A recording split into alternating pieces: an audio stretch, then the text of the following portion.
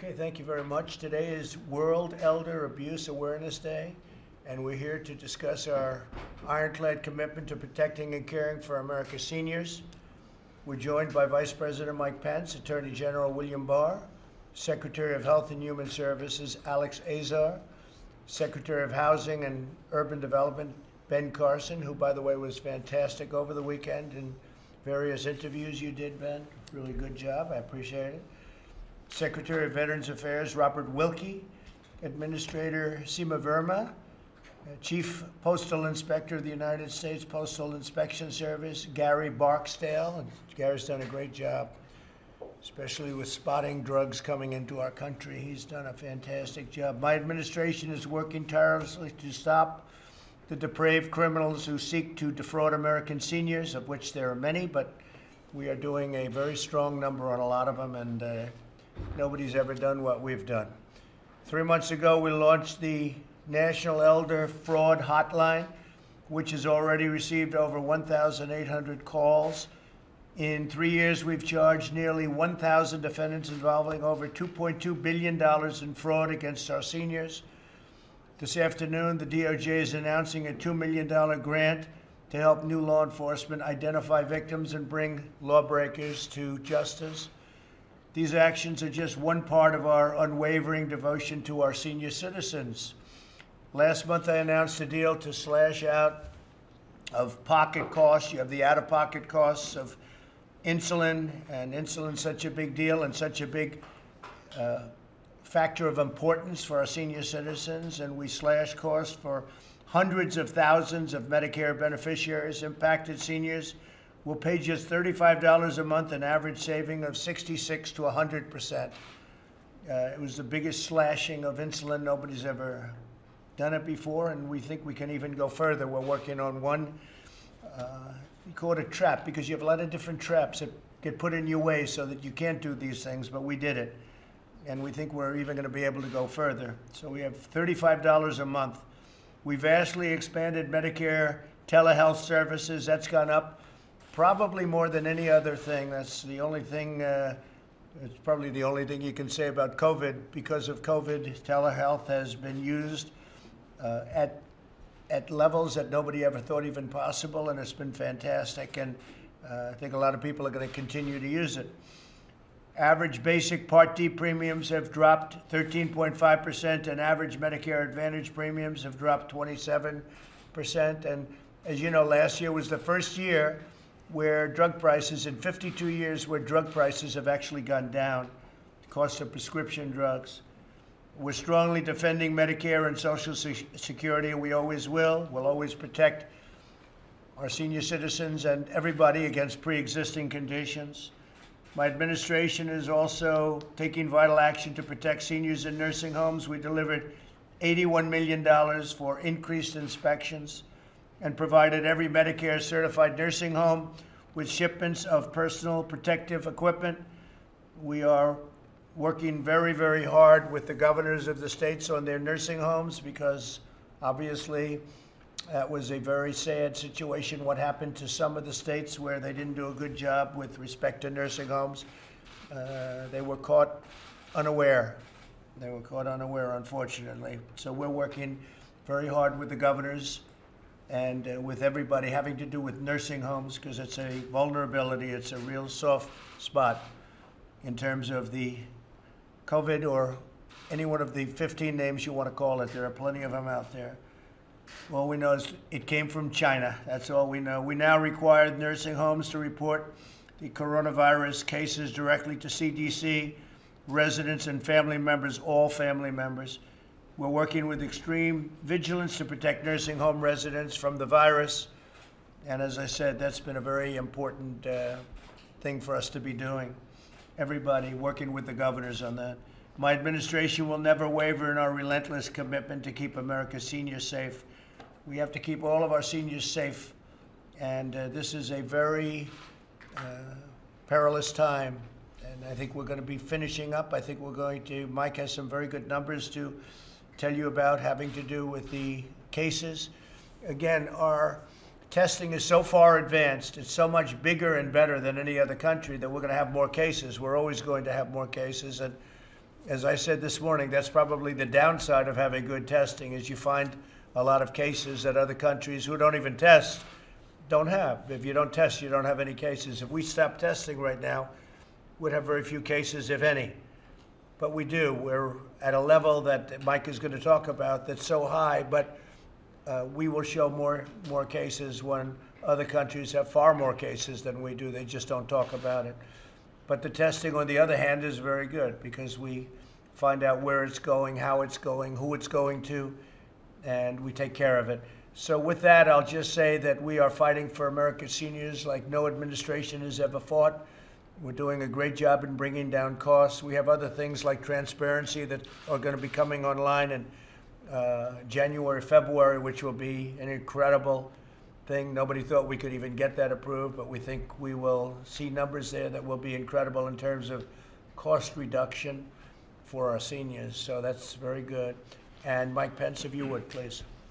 Thank you, Mr. President, and it's a privilege to sit with you and be able to reflect on this day on the efforts this administration has made over the last 3.5 years to protect our seniors, to make sure they're financially secure, and also see to the health and well-being of our senior citizens.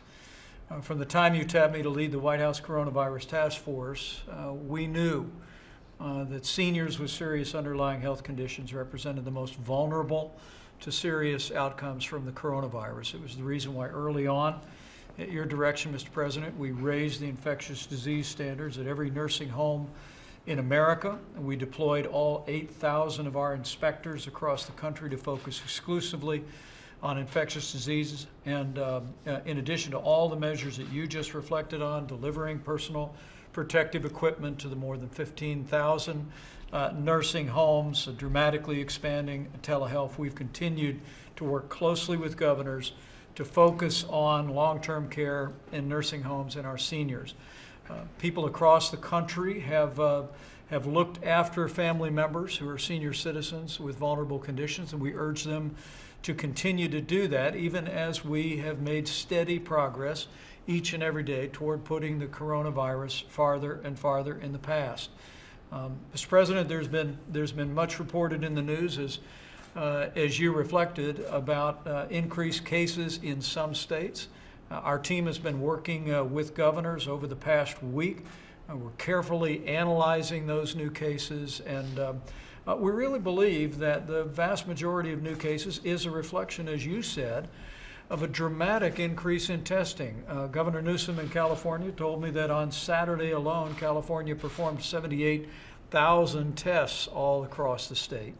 And yet in the state of California, their hospitalization numbers remain flat, their positivity numbers remain flat, and in those areas where just a few states where we're seeing positive rates go up, we'll be talking to governors today in states like Georgia and Arizona and Texas about deploying additional CDC personnel to help them identify where those outbreaks are occurring and how we can mitigate those efforts. But because of what the American people did over those 45 days to slow the spread, Mr. President, each and every day we are demonstrating that we can safely reopen.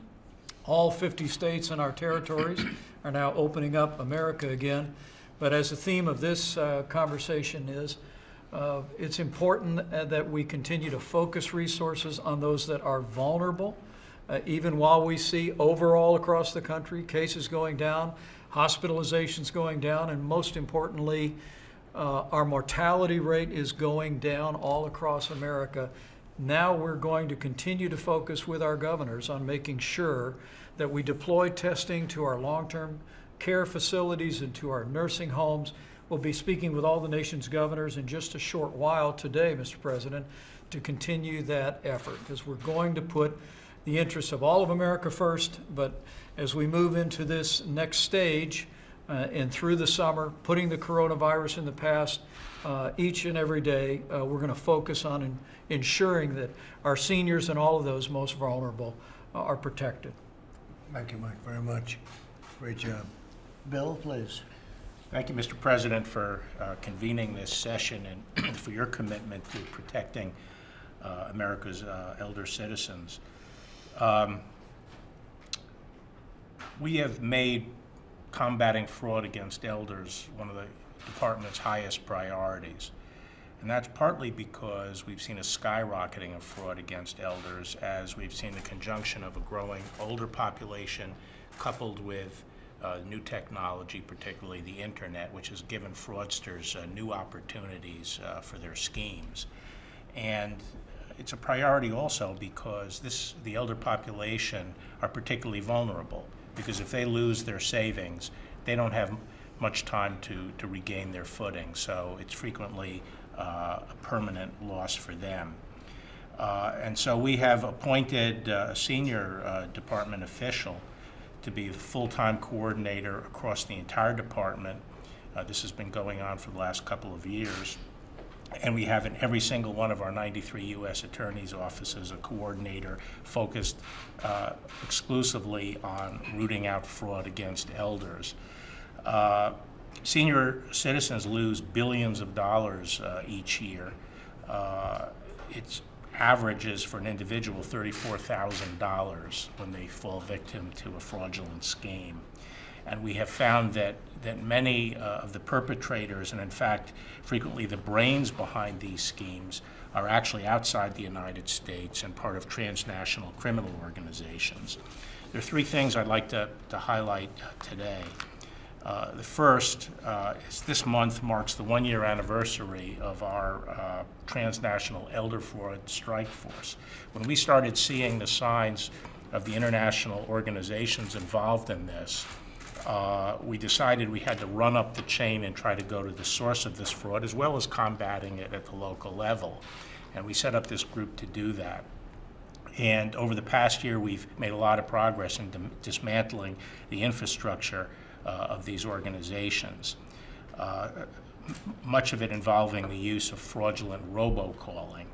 In January, we brought landmark civil actions to shut down some of the largest carriers of fraudulent robocalls. In fact, we were able to shut down 2 of the 5 entities that are responsible for the robocalls in the United States. Just one of these, to give you an example of the scale of these companies, carried 720 million calls during a 23-day period, reaching every state in the union. After these cases, we saw a sharp decline in robocalls to consumers. So stopping this wave of robocalls by going after these international organizations is a key part of our strategy, and we're also gaining some success. At the same time, we've cracked down on the network of financial operatives that are frequently called money mules, who take money from seniors and send it back to their bosses overseas. The Postal Service has been instrumental in this success, and Chief Postal Inspector Gary Barksdale is here to describe its efforts in more detail. But we're proud of all the strike force has accomplished in the first year, but we are, in a sense, just getting started. Second, I've asked the FBI and every U.S. Attorney's Office in the United States to prioritize elder fraud cases. And each year, for the past 3 years, we've had a sweep across the nation targeting these fraudsters. This year, we indicted 400 fraudsters for causing over $1 billion in losses to elders. And we're not letting up. We know that the fraudsters have gained new opportunities with COVID-19, and so we have also bearing down on COVID-19 fraud schemes. The third thing is, as the President mentioned, that we've set up a dedicated elder fraud hotline. It's like a 911 call for elder fraud. It's staffed 7 days a week, and we help the victims when they call get the resources they need to deal with the fraud. One of the things we found is that frequently our senior citizens are afraid to report or hesitant to report fraud because they feel that they have failed and they're embarrassed that they were taken advantage of. So everything we can do to encourage them to report is very important in getting after these criminals. And finally, as the President mentioned, we are making grants to the National White Collar Crime Center which will enable that group to work with local police departments, local law enforcement, to develop training and tools to combat elder fraud. So this is the day-to-day work that's being done at the local level. I was once used as a lure shortly before the president appointed me as Attorney General. My official government image from the last time I was Attorney General was being used to attract elders to a website. If they sent money in, then I would help them get grants. And I'd get these very pathetic calls into my office of people who had lost everything. And they said, I feel so stupid, we've lost everything. They just didn't know how to call. And, I called the sheriff and he wasn't sure what to do. These are frequently people living in rural areas. And so at the local level, it's important to train local law enforcement as to how to respond to these kinds of sophisticated frauds that are coming in from these foreign organizations. So with that, Mr. President, once again, thanks for convening this session and all you do to keep America's seniors safe. Thank you, Bill. Great job. Appreciate it. Hey, Gary, go ahead, please. Thank you, Mr. President. Vice President Vincent, pleasure to be here today to speak about some of the work that we're doing at the Postal Inspection Service to address transnational elder fraud. Protecting our elders and our veterans is one of the highest priorities of our mail fraud program, especially now as we're starting to see fraudsters take advantage of the coronavirus theme to incorporate that into some of their schemes. As Attorney General Barr mentioned, one of our key strategies is to attack the money mules. As he said, the money mules is really how the fraudsters get the money from the U.S. to their overseas accounts. Victims typically send money through the mail or other assignment carriers like FedEx or UPS. Sometimes they ask the victims to wire transfer the money, and oftentimes we see them asking them to buy gift cards and send it to the money mules. The money mules in turn then send the money overseas. So we see the money mules as a crucial link to disrupt if we want to be effective in this type of fraud. We've had some significant enforcement efforts. We also had some prevention efforts and some private sector engagement. One of our primary strategies, the center of our primary strategy is we're partnering with the Department of Justice, as Attorney General Barr mentioned, the Transnational Elder Fraud Strike Force. We've embedded postal inspectors at the department to work hand in hand with trial attorneys to bring some of these cases to justice. We have 17 field divisions who I've asked to collaborate with the 93 U.S. Attorney's offices and their elder justice coordinators on elder fraud investigations. And we've conducted significant enforcement efforts this past year dealing with the money mules.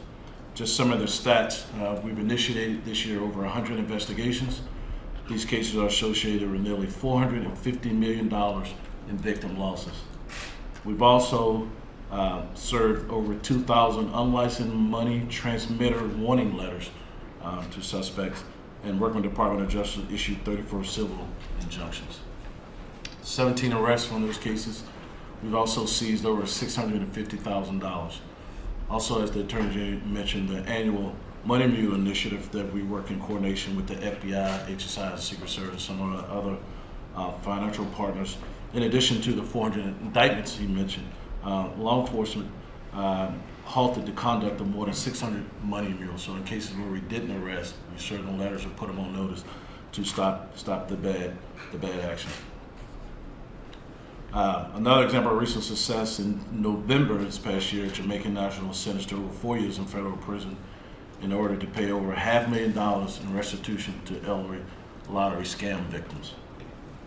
We're also holding accountable the money service providers for their role in helping send fraud victims funds overseas. Companies like Western Union and MoneyGram, working with the Department of Justice, we've received, had access for settlements well over $100 million. Our goal here, Mr. President, is really to try to get some of the money back to the victims. Since March of 2020, working with DOJ and our other federal partners, we've returned over $150 million to victims, which was over 109 fraud victims. Prevention is a big part of our strategy. Obviously, we'd rather educate, prevent a crime before actually a crime occurs. So we've put a lot of resources to coming up with a platform. You go to our website, we have printed material, and we're starting to utilize social media, working with the Department of Justice. And I've just mentioned briefly, the last thing I'll just mention, Mr. President, it's also we're engaging the large banks to update their practices and to do their part in preventing elder fraud. I'd like to thank you for providing the awareness and making this one of the priorities of the administration. Thank you. Thank you very much. Appreciate it. Thank you. Robert, please. Yes, sir. Thank you, Mr. President. This is an important meeting for us at VA, but it comes on the heels of almost 2 years of constant reform that we've had at the department. We serve a unique population that has performed unique services to America, and I'm happy to report to the President that our approval ratings at VA are almost 40 points higher than they were in 2014 and 2016. As a result of Did you that, hear that number, everybody? we have seen That's a big difference. it's at 90.1%. Yep. We have seen millions of Americans flock to VA. Last year, we set a record for the number of internal appointments at VA, 59.9 million. That is an all-time high. The reason that is important is that so many veterans have entrusted us with their lives and also with the well-being of their families. We have 134 nursing homes in the Department of Veterans Affairs, 7,500 patients. Over half of those come from World War II and Korea. We have, as we speak, only 4 of those 7,500 who have tested positive for the COVID virus.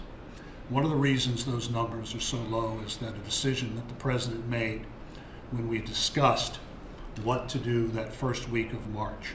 We had to make a drastic decision to cut off these deserving veterans, primarily from Korea and World War II, for the sustenance of their families in order to protect them. We tested them.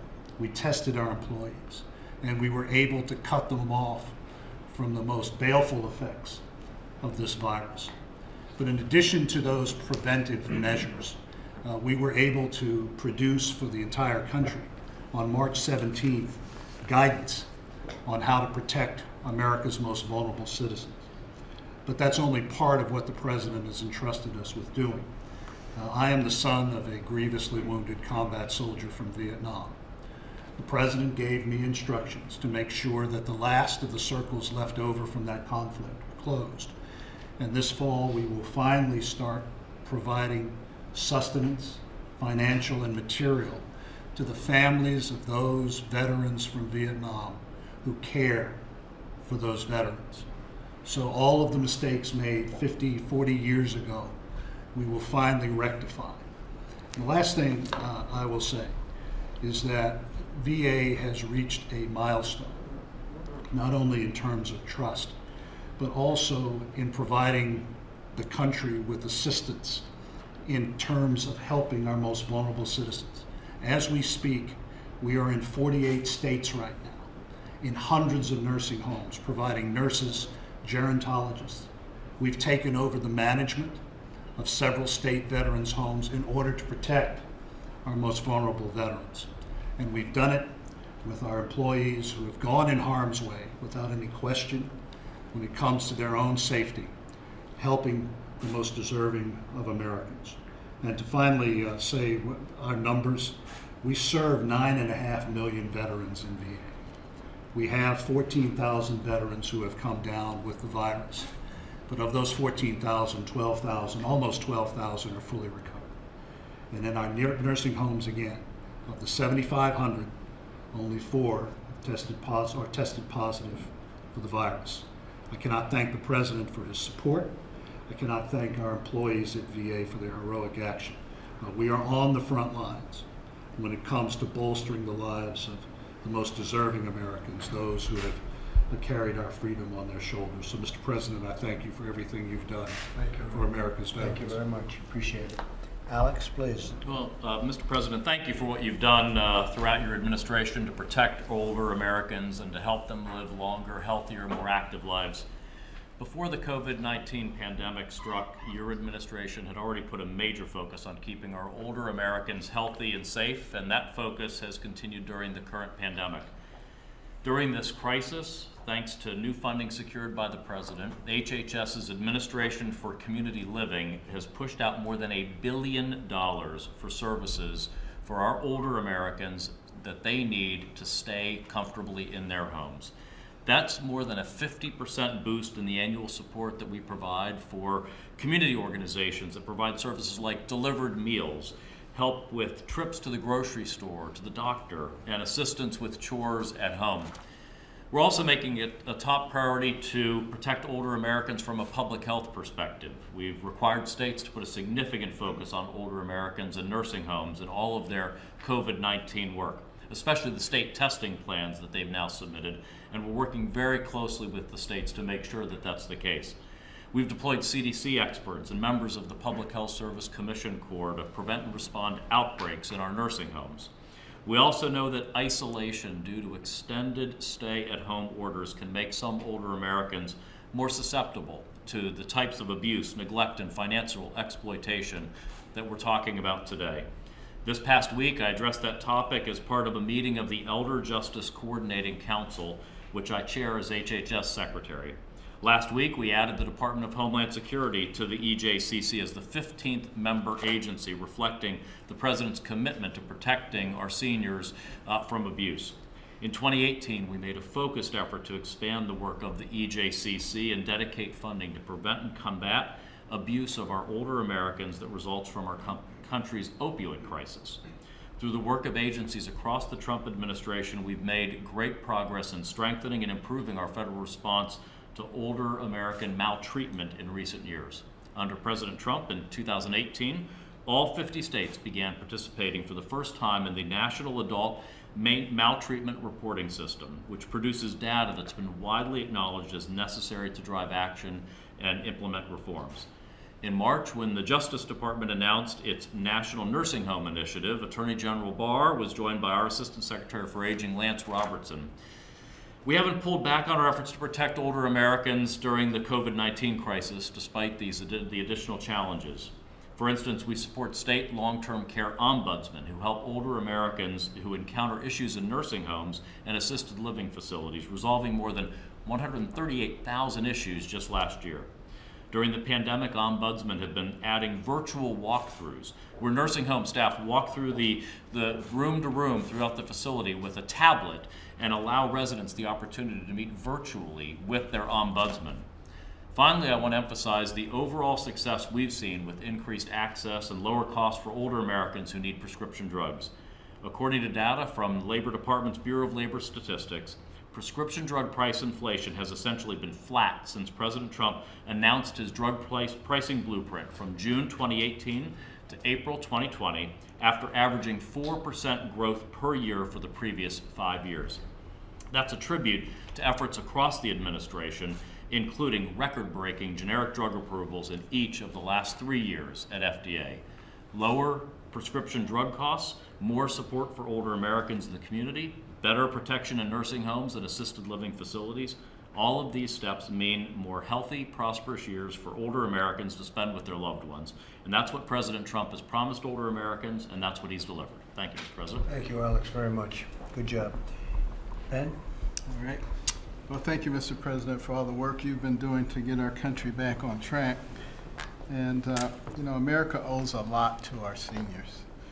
They're the ones who really built this country up. They're the ones who've made this nation a destination for people from around the world.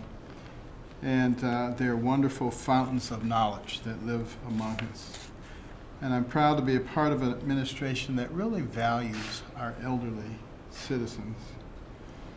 You know, Mr. President, you promised not to forget forgotten men and women of our nation, to put special emphasis on them, and that's been the case with a lot of the elderly over the course of time. And at HUD, our Housing Choice Voucher Program provides rental subsidies for 4.7 million families, low-income families, including elderly and disabled, who make up more than 50% of the voucher holders. The CARES Act has provided an additional $3 billion for this program so that we can assure any senior who needs help that they will receive assistance. Our Section 202 program, another area that prioritizes the elderly and housing, providing low-income elders with options which allow them to continue to live independently. And supportive services such as cooking, cleaning, transportation, all of these things we're making sure to provide quality of life for these individuals. CARES Act provided $50 million in additional funding for this program to cover a lot of the expenses that were unforeseen before the COVID-19 crisis hit us. Some of HUD's other programs include Home Equity Conversion Mortgage Program, which over the last 3 years has undergone substantial improvements, particularly under the guidance of our now Deputy Secretary Bryant Montgomery. And this really allows seniors to age in place and utilize the equity that they've accumulated over the years. And since its inception, FHA has insured more than 1 million reverse mortgages. Our public housing authorities assist our low-income Americans, including seniors, in finding quality, affordable housing. And HUD also has a portfolio of hospitals that we insure that obviously provide significant services to seniors across the country. Those are just a few of the efforts that we've taken to help those who've given so much over the years to this nation. As a compassionate society, we have an obligation to take care of the most vulnerable citizens. And they're also very valuable citizens. Without them, this nation would not be where it is today. And I'm proud to work alongside you, Mr. President, and the others sitting here and this whole administration, which really does value our senior citizens. And we're grateful for the wisdom that our seniors share with us every day. Thank you very much. Excellent. Seema, please. Well, from day one, the President has made his commitment to the Medicare program absolutely clear. And like few presidents before him, he's always understood the pressing need to modernize the program and also make it more affordable for seniors. He just talked about how premiums are lower in the Medicare Advantage program. We're at a 13-year low. And in the Part D program, which is prescription drug coverage, that's at a 7-year low, which is absolutely historic. We're putting dollars back in the pockets of our seniors. Also talked about not only the fact that we're lowering prices, but we're actually adding more benefits to our Medicare Advantage plans. We changed the regulations to give our plans more flexibility to provide services that will keep seniors in their homes and more independent and healthy. So that could be something like just putting a handlebar in their home to help them get up the stairs. It could be meal services after surgery. It could be pest eradication services, but giving our seniors more services at a lower cost. You also heard the President talk about the insulin program, $35 for insulin going forward. I had an opportunity to travel with the Vice President last week, and we ran into a gentleman at Dave's Diner in Pennsylvania. And he came up to us, he showed us his insulin, and he said, you know, I need this for my survival. And because of the President's leadership, he said, I'm going to save $5,000 a year. So he was really excited, and I think that shows how much the President has delivered to our seniors. But our work also goes beyond just the Medicare program, and we are working to ensure that our seniors are safe in nursing homes because of the President's early action with nursing homes in terms of restricting visitors and also making sure that our nursing homes were supported with recommendations around infection control. 80% of our nursing homes across the country have actually done pretty well. They haven't seen any cases of coronavirus or any deaths. That being said, we are focused on the 20% of nursing homes. We've been working with governors, asking them to test nursing home residents and their staff and to do that routinely so we can ensure that our nursing home residents are safe. And we're encouraging governors to go out to these nursing homes and perform inspections, boots on the ground, so that we can ensure that those nursing homes are taking the proper precautions. And then finally, the President has also convened a commission on coronavirus for nursing homes to ensure that we are delivering quality and safety to our nursing home residents. So thank you, Mr. President, for your leadership. Thank you very much. Thank you. Good job. Kellyanne, please. Thank you, Mr. President, Mr. Vice President. Mr. President, we heard you many times 4 or 5 years ago saying that if we don't take care of our veterans, if we don't take care of our seniors, who are we as a nation? And you promised then and have delivered now many times to protect their entitlements, to preserve and to protect Social Security and Medicare. But our seniors are also entitled to dignity, to safety, to the presence of mind and the peace of mind of knowing that their financial assets are protected from money mules and from those who would lure and lurk among them. All of the great work that's been done in trying to solve this global pandemic, including for our seniors, has also left them vulnerable in a different way. They're away from family members. Many of them are in their homes, taking advantage of the great work that our health and economic teams have been doing for them and our justice teams. But they also are bigger, brighter prey for many of these predators. And so we want to make sure that the physical abuse we saw in videotape a couple of weeks ago, a person or persons being abused in a nursing home by an errant individual, criminal individual, that we all know that, we shine a light on that, but also these financial crimes are very serious. So thank you for all you're doing in that regard. Since so much has been said by the august members around the table, I'll end with this. It's really a message for the media. I know many of you don't like being told that you are guilty of biased coverage, but don't be guilty of incomplete coverage. Today is World Elder Abuse Awareness Day. There is a board behind me and one over there. You choose every single day, every single moment, what message to tweet, what news to report, what story to tell. Please include this in your reporting. It is important. It is World Elder Abuse Awareness Day for a reason, and you can help us with that awareness. Be a resource, be a friend to America's seniors today, if not seniors internationally, by letting them know there are tools at their disposal, and we are here to help solve these problems. Thank you. Thank you very much. Good job. So we're taking care of our senior citizens better than ever before. There's never been this much effort. There's never been this much money spent. We're taking good care of them, and thank you all very much. Thank you. A little on your executive order tomorrow. Can you tell us sort of the broad brushstrokes of police use of force reform, as well as enhancing opportunity in communities across the country? Well, I'd rather save it for tomorrow, John, but basically we're going to be talking about things that we've been watching and seeing for the last month, and we're going to have some solutions, I think some good solutions, and some of it, as you know, it's about great people. We need great people in our police departments, and we have mostly great people. I would say that. I would say that with certainty. We have mostly great people. I know so many of them, law enforcement. But we will do better, even better, and we're going to try and do it fast. So we're going to have a meeting tomorrow. We're going to have a news conference tomorrow. We have a lot of law enforcement coming in and others, and they have seen what we're doing. I've sent it around.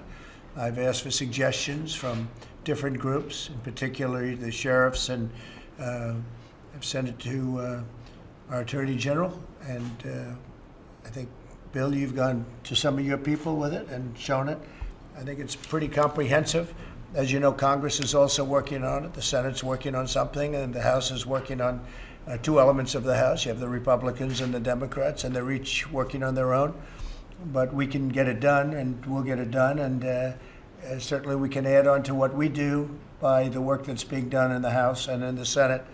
If we think it's appropriate, maybe they can get something passed, and maybe they can't, but we will get it passed. And it's got to be passed by one person, and the person's me, so we're going to be signing it tomorrow, and we'll have a news conference at some point in the day at the Rose Garden, or maybe in front of the White House at a different location that you know very well, the steps. And we'll see you tomorrow. What's the John? What's the overall goal of the executive order and all of these reforms? So the overall goal is we want law and order, and we want it done fairly, justly. We want it done safely, but we want law and order. This is about law and order, but it's about justice also, and it's about safety. So I think we're going to do a good job tomorrow. I think you're going to see some things that a lot of people thought would not happen. You wouldn't be able to get them done, but we'll get them done.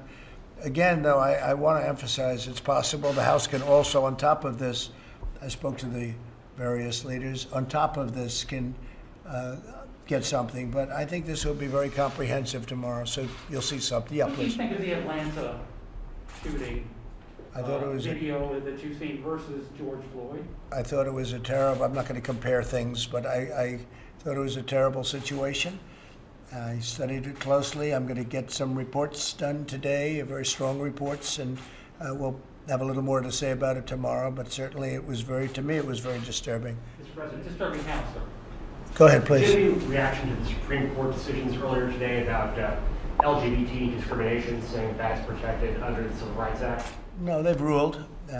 I've read the decision, and some people were surprised, but they've ruled, and we live with their decision. That's what it's all about. We live with the decision of the Supreme Court. Very powerful decision, actually.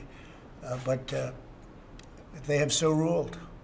Please, go ahead. Mr. President, can you react to the FDA's decision today to withdraw its recommendation for hydrochloroquine and another malaria drug, saying it's no longer considered reasonable as a useful treatment for COVID?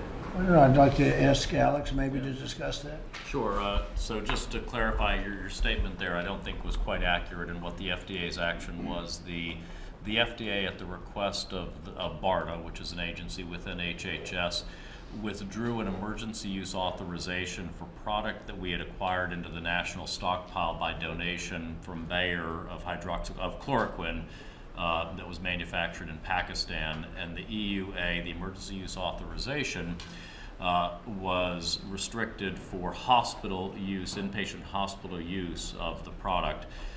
With the FDA finding that they don't see enough data to support hospital-based use for those who are the most extreme cases of patients who've been hospitalized, they took that restriction off. They took the emergency use authorization off.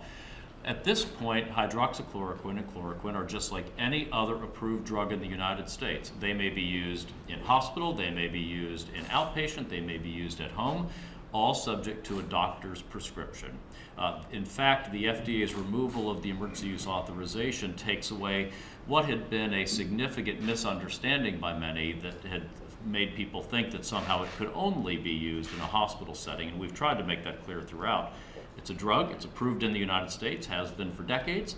If a doctor wishes to prescribe it working with a patient, they may prescribe it for any purpose that they wish to do so, and this actually removes a potential barrier to that. So it actually uncomplicates it. It does. In a way, and I think that's probably, your question was a very inaccurately stated question. I didn't mean to pose it inaccurately. I believe what it said specifically was that it's no longer reasonable to consider it an appropriate treatment. Only in the hospital, it said the data in the hospital setting was not supportive. We continue to study in outpatient settings as well as preventive. That data is not yet in. Are you suggesting that the data in the hospital setting is not something you would take seriously?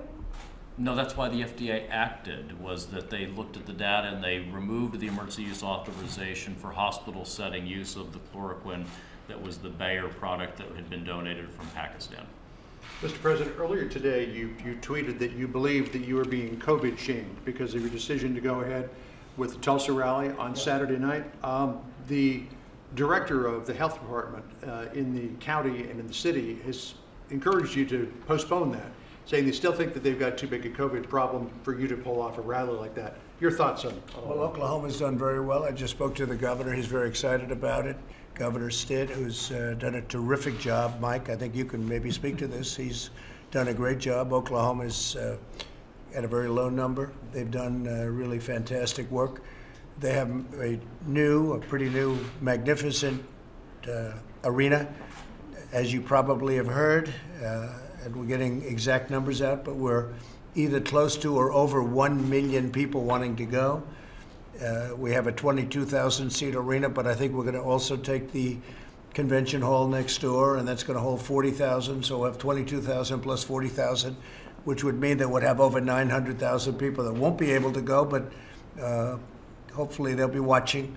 But it's an amazing. Nobody's ever heard of numbers like this. I think we're going to have a great time. We're going to talk about our nation. We're going to talk about where we're going, where we've come from, and I can tell you on COVID or coronavirus or whatever you want to call it, plenty of names. Tremendous progress is being made. I spoke with the governor of Texas, where they've done a fantastic job, and he said they have had some outbreaks in prisons, and that's where their numbers went out. And the numbers change a little bit because of the prison population, but he's got it in great shape. Texas, Florida's doing very well. Georgia's doing very well. We have tremendous numbers. We have hot spots, as I said, you might, and we take care of the hot spots. But many of the governors have done a very good job. Some not as good as others, some very good. But Oklahoma's been a place that I think one of the reasons we chose it is because of how well because it's early. It's very early. And because of what a great job the governor and everybody else has done in Oklahoma. And we expect to have, it's like a record-setting crowd. We've never had an empty seat, and we certainly won't in Oklahoma. Mike, you want to talk about how well Oklahoma's done relative to other places? Certainly, Mr. President. The President and I have both spoken to Governor Kevin Stitt in the last several days and even earlier today, and Oklahoma has really been in the forefront of our efforts to slow the spread, and in a very real sense, they flattened the curve. And today, their hospital capacity is abundant. The number of cases in Oklahoma has declined precipitously, and we feel very confident going forward with the rally this coming weekend. We're working closely with the governor. We'll have measures in place to be screening people coming in to the facilities, but Oklahoma's really led the way in demonstrating that we can safely reopen. And so as we gather to hear from the president and hear about the stakes in this election, we'll also be celebrating a state that's demonstrated every day that you can put health first and open up and do all those things at the same time. And Mike, you gave me a number before nationwide. Overall, how are we doing? Well, it's really remarkable, Mr. President, with more than 22 million tests having been performed across the country. We continue to see overall that the what's called the positive test rate remains very stable in the country. As we said earlier, Mr. President, there's a few states where the positivity rate is climbing, and we're working very closely with those governors to identify that. You mentioned that in the state of Texas, there was one county where there were literally 3 prisons that had individual outbreaks. That accounted for literally hundreds of new cases in a single day. We're also seeing in Imperial County, California, people who Americans who may live on the opposite side of the border in Mexico coming home, and that's showing up in some of their numbers. But overall, the American people, I think, are to be commended, Mr. President, that because of the steps they've taken and continue to take, we're demonstrating we can safely reopen. And where we saw coronavirus positive cases 6 weeks ago, over 30,000, now it's averaged in recent weeks roughly 20,000 new cases a day. As I said, the positivity rate remains flat. Hospitalizations for coronavirus are declining all over the country. And most importantly, our fatality rate continues over a 7-day average to continue to decline. The President's always quick to say one loss of life is too many. But when we think about a matter of a month and a half ago, when we were losing 2,500 Americans a day, now that we see the numbers declining so precipitously, I think it's a real tribute to our healthcare workers, tribute to every American that has demonstrated each and every day that we can reopen our country, but we can continue to put the health, particularly of our most vulnerable, first. And yesterday's number was approximately what? According to some public reporting, Mr. President, I'll have more details later this afternoon, less than 400 fatalities yesterday all across the country. So that's a far cry from what it was a month ago or 2 months ago, and it's a lot. It's 400 people too much. Shouldn't have happened at all. China should not have let it happen, but it happened. All over the world it's happened, which is a very sad thing, but our number is really the low water mark, and it's getting better, and it'll end up being gone. We're making very good headway with respect to vaccines, Alex, and we're making very good headway therapeutically and a cure-wise. Really, tremendous headway. I've seen the results. I've met with some of the people that do the work, smart people, great people, people that have succeeded before. I think vaccines are coming along far in advance of what they thought they would be. And I think we'll have some very good news for you on vaccines and therapeutics and cures, frankly, because I guess, if you look at therapeutics, if it acts fast enough, I guess you call it a cure, wouldn't you say? So I think we're going to have some very good news on that. But we're at a low mark, and some of them, like in Texas, where you had a prison population that went heavy, and now it's controlled. So we understand the disease. We've learned. I was with the governor of New Jersey the other night, and we had a great talk about economic development, and we're going to be doing a big bridge that they've been looking for I guess he said since 1918 they've been looking to redo it. So that's a long time, but and we've agreed to do that. It's about $900 million. But he had mentioned 2,500 deaths or 12,500 deaths. 12,500 deaths, and out of that there was one death under 18. I said, say it again. So it was over 12,000. I guess the exact number was 12,500. And they did the study from that point, and out of that, one death was under the age of 18, which is pretty amazing. I knew it was, which tells me the schools hopefully are going to be back in the fall. They're going to be back in full blast. But the young people, they have very strong immune systems. I imagine that's the reason. But they've come out of this at a level that's really inconceivable. By the way, the regular flu, other flus, other things, SARS or H1N1, any of them, if you look at the young people, they were affected like everybody else. But for whatever reason, with respect to COVID, the numbers are very, very low. So, yeah, please. Mr. President, are you still sending hydroxychloroquine to Brazil and other countries? Yeah, he's asked for it, and we're sending it. Well, I can't complain about it. I took it for 2 weeks, and here we are. And we've had some great studies. I didn't know about the report that Jeff asked about, or the statement, but we've had some great reports coming out of France, coming out of Spain, coming out of other places. The only place we don't get necessarily reports are coming out of Alex's agency or wherever they come from. I don't understand that, Alex. What is it exactly? Because I have had so many people that were so thrilled with the results from hydroxy. So what is that exactly? Well, at your direction, we continue to study, especially in earlier phase. So a lot of the data that has come out that was more negative was people who were quite ill in the hospital. People that were like seriously ill, like they weren't going to make it.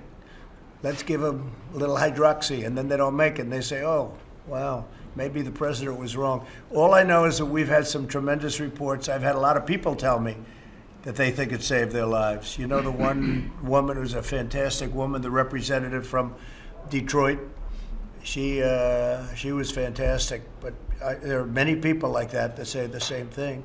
So I don't know, but I took it and I felt good about taking it. I don't know if it had an impact, but it certainly didn't hurt me. I feel good. I feel good. Mr. President. Yeah. The House Republicans today, they are asking you to reverse your decision on terminating the relationship with the WHO. Would you consider that? I don't know. I have to see what they're asking. I have no idea what they're asking. It was after an investigation. I have no idea what they're asking. To change better But I'll take a look. members. The World Health Organization has been very disappointing. To the world, they've been disappointing. And we, as you know, paid $450 million and close to $500 million on some years. But for years and years, we paid far more than anybody else. And they've been a puppet of China. And so, no, I'm not reconsidering unless they get their act together. And I'm not sure they can at this point, but maybe certainly over the years they might. But they have been a disaster. They were wrong on every call, including when I said we're going to close up the United States to people coming in from China, where China was heavily infected at that time and possibly still is. And I closed it, and that was a wise decision. There were a lot of people, even on the other side, the enemy, we'll call them the enemy, they said that was an incredible decision. I don't know how Trump made that decision, but he made that decision, and we saved thousands of lives, hundreds of thousands of lives. Yeah, go ahead. Mr. President, just on a separate issue. No. I apologize. Mr. President, can you say why you're suing John Bolton to prevent publishing this book? Well, I don't know. I'd have to ask the Attorney General, but I will say if he's doing a book, I think it's totally inappropriate that he does a book. I think a guy, I gave him a break. He couldn't get Senate confirmed. He was never Senate confirmed the first time. I don't think he's supposed to even be calling himself an ambassador because he couldn't get Senate confirmed. He got in through a little trick, and he was there for a fairly short period of time. I put him here because he couldn't get Senate confirmed. This was a non-Senate confirmed position, as you know. He stayed for a short while, and I felt that it was not appropriate that he stay any longer. I wasn't impressed. And somebody said he went out and wrote a book. If he wrote a book, I can't imagine that he can, because that's highly classified information. Even conversations with me, they're highly classified. I told that to the Attorney General before. I will consider every conversation with me as president highly classified. So that would mean that if he wrote a book, and if the book gets out, he's broken the law. And I would think that he would have criminal problems. I hope so. Otherwise, I mean, they put a sailor in jail because he sent a photograph of his bed and an engine of an old submarine. And if this guy's writing things about conversations or about anything, and maybe he's not telling the truth. He's been known not to tell the truth a lot. So we'll have to see what the book is all about. But, you know, a lot of people are upset with him for writing a book. A lot of people are very angry with him for writing a book. But it's up to the Attorney General. Bill, do you have anything to say about it? Well, people who come to work in the government and have access to sensitive information generally sign an agreement that says that when they leave government, if they write something that draws on or might reflect some of the information they've had access to, they have to go through a clearance process before they can publish the book. And we don't believe that Bolton went through that process, hasn't completed the process, and therefore is in violation of that agreement. So what does the DOJ do? And that's criminal liability, by the way, you're talking about. You're not talking about like he's got to return $3 that he made on a book. That's called criminal liability. That's a big thing. You know, Hillary Clinton, she deleted 33,000 emails. And if we ever found out what those emails say, she would have had a liability. That's what you have. You have liability. Could the Attorney General tell us what the DOJ is doing in terms of the Bolton book? Well, there are a number of things, but the thing that is front and center right now is trying to get him to complete the process, go through the process, and make the necessary deletions of classified information. But the book has been published. No, it hasn't. Yes, it's been published. It's just not released yet. Well, But it's bound and published. It's being printed. Hasn't been released. According to sources, it's being printed. It hasn't been released. So are you going to court to try to stop it? Well, I said what we were doing was try to get him to complete the clearance process that's required. His lawyer says that he thought that they had completed the process. Were there changes after that first iteration? Well, he hasn't completed the process. He never completed the process. He You know, knew that. And this is unprecedented, really, because I don't know of any book that's been published so quickly while, you know, the office holders are still in government, and it's about very current events and current leaders and current discussions and current policy issues, many of which are inherently classified. Have you read the book, sir? I have not read it. I haven't seen it. Mr. I haven't President, seen it. But he knows, and he was advised not to write it, and he was advised very strongly not to write it until it's cleared. And he couldn't wait, and we'll see what happens. But I think he's got, personally, I would imagine he has, when you do classified, that to me is a very strong criminal problem. And he knows he's got classified information. Any conversation with me is classified. Then it becomes even worse if he lies about the conversation, which I understand he might have in some cases. So we'll see what happens. They're in court, or they'll soon be in court, but he understands he did not complete a process or anywhere near complete a process. On a separate foreign policy issue, sir, you faced a little bit of criticism from congressional Republicans, including Representative Cheney, about your decision to withdraw troops from Germany. Are you reconsidering that at all? So we have 52,000 soldiers in Germany. It's a tremendous amount of soldiers. It's tremendous cost to the United States. And Germany, as you know, is very delinquent in their payments to NATO. And they're paying 1%, and they're supposed to be at 2%, and the 2% is very low. It should be much more than that. So they're delinquent of billions of dollars, and this is for years delinquent. So we're removing we're putting the number down to 25,000 soldiers. We'll see what happens. But Germany has not been making payment. In addition to that, I was the one that brought it up. Everybody talks about Trump with Russia. Well, I brought this up a long time ago. Why is Germany paying Russia billions of dollars for energy, and then we're supposed to protect Germany from Russia? How does that work? It doesn't work. So Germany's delinquent. They've been delinquent for years, and they owe NATO billions of dollars, and they have to pay it. So we're protecting Germany, and they're delinquent. That doesn't make sense. So I said we're going to bring down the soldier count to 25,000 soldiers. It varies. It's around 52,000 now, but it varies. But it's a lot. And as you know, those are well-paid soldiers. They live in Germany. They spend vast amounts of money in Germany. Everywhere around those bases is very prosperous for Germany. So Germany takes, and then on top of it, they treat us very badly on trade. We have trade with the EU, and Germany being the biggest member, very, very badly on trade, and we're negotiating with them on that. But right now, I'm not satisfied with the deal they want to make. They've cost the United States hundreds of billions of dollars over the years on trade. So we get hurt on trade, and we get hurt on NATO. Now, with NATO, I've raised other countries $140 billion. They're paying $140 billion more because I interceded. I said, look, we're protecting you. You have to pay your bills, because it was going like this until I got here. Now it's gone like a rocket ship. But one of the only countries that hasn't agreed to pay what they're supposed to pay is Germany.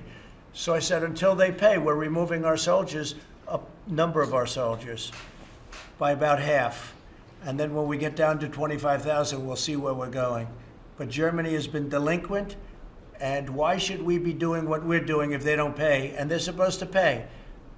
And the number they're supposed to pay, actually at 2%, the 2% should be higher. And we're also talking about for many years. This isn't a new phenomenon. This is going on for many years, where they've taken advantage of the United States. But everybody has. Under Biden and under Obama, what they've done to this country is unbelievable. And I'm not only talking about Germany, by the way, I'm talking about plenty of other countries. But NATO now is paying $140 billion more. If you look at the Secretary General, who's terrific, Stoltenberg, he's been terrific. He's probably my biggest fan. He said nobody else could have done what Trump did, because I raised the other countries by $140 billion, because we end up paying the difference. The United States pays the difference to protect Europe. So we protect them, and then they take advantage of us on trade for many, many years. We're not talking about now, less so now, for many years. So we're working on a deal with them, but it's very unfair. And I would say by far the worst abuser is Germany. Mr.